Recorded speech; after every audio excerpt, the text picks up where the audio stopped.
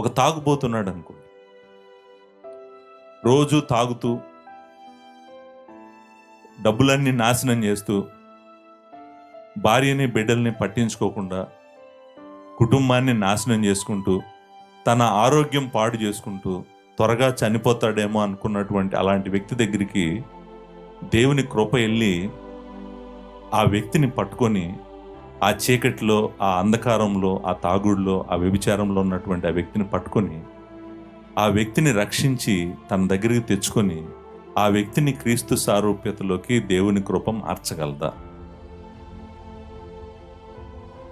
అంటే దేవుడు ఏం చేస్తున్నాడో చూడండి, ఎంత చేస్తున్నాడో చూడండి.